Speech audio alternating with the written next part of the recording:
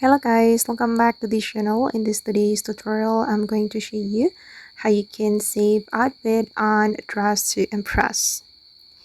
Okay, let's get into it guys. I have joined Dress to Impress, and if you want to save an outfit, we're going to go to the dressing room here. Okay, for example, I'm going to save my current outfit. Okay, we can go to the dressing room and then we can click on this icon. Okay, and click on the plus icon and then you can name your outfit. For example, I'm going to name it Swan Lake, like this.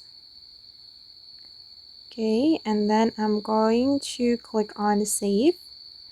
Okay, and now the outfit has been saved to my Dress to Impress, and we'll be able to use this outfit anytime we want it.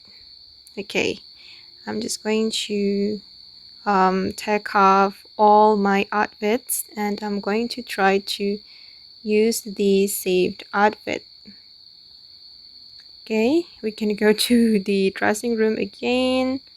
Oops, sorry.